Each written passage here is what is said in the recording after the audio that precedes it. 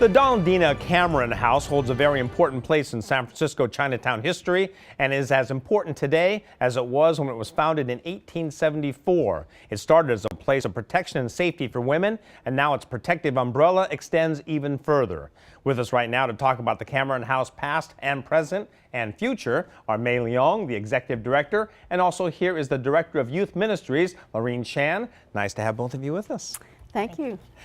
May give us a sort of an overview in terms of the program and how it got to where it is today. Sure. So as you mentioned, Cameron House was established in 1874 as a mission by the U.S. Presbytery, and that was to save young girls from human trafficking and servitude.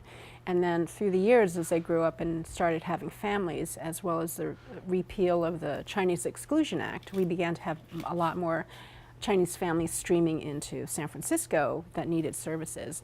So while we started off with social services and rescuing women, we have since morphed into more roundabout services for families.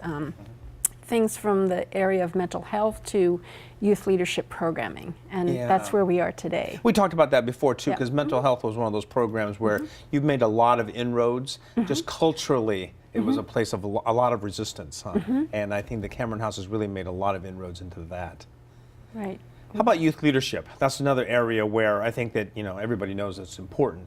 But what are some of the youth leadership programs? Where did they start from? Where are they now? Yes. So one of the programs that we wanted to highlight was the bilingual after-school program. We work with 1st through 8th graders. Most of them are from immigrant Chinese families, and we want to provide for them not only a safe place, but a physical safe place where they can get the mentorship, the guidance, the care for not only their homework, but how to live in life. One of the new things that we've developed recently is an audio media lab for them. We have a very small room. It used to house a lot of books, but books now are being put into their classrooms. So 2 of our staff who have a love for media and for music decided to turn it into a lab. So there's a drum set there. We did some podcasting the other day. Just another way for them to express who they are and their creativity. That's interesting. Yes. Yeah, you have to kind of bring them in and stay up with the times, huh? That's right. Are there any kind of cultural, we talked about the kind of the cultural resistance that you get from older generations. Are there any sort of unique cultural kind of problems or barriers you face in dealing with youth? Sure. Sometimes it stems with some of their parents. They just want them to get their homework done. And what we try to explain to them is there's more to life actually than homework. There's about the opportunities for them to be creative, how to be sociable, how to be a good friend, what it means to be a good citizen.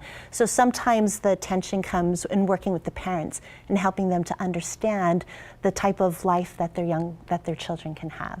How difficult is it to keep up with that kind of demand? How difficult is it to kind of keep expanding your programs and be able to provide the resources that you need? Sure. It's very difficult in the sense that we know that resources are very limited, and especially with the new administration coming in. What's been really wonderful for us is that we have a lot of very loyal donors, and as long as we can go out and tell the story and the impact that we're making, that's when we get to see the support for the program. But yeah, the high cost of living in San Francisco, everything from housing to education to trying to get medical services is a big challenge for us as well as other nonprofits in the area. Yeah. I'll tell you what, let's take a look at a little video we have here of the Cameron House. Okay, great. 我喺中國係一個好好嘅學生，但係我嚟到呢度，我完全唔識英文，所以我好困難。我甚至連最簡單的 How are you 都唔識講，我覺得自己好似啞巴。有一天，媽咪帶我嚟金美倫堂，之後一切開始改變。金美倫堂的人都好好，而且又樂於幫助人。佢哋唔單止教我英文，又教我點樣做一個好人。It's that, at the beginning you kind of sense that isolation, that they feel, and then to see the interaction. That's kind of the big key there, isn't it? And Leo and his mom are very typical of what we see with our families today, especially. low-income immigrant, where there's the cultural need, you know, as Lorene said, and the language, but then also being able to translate what they might have experienced in China.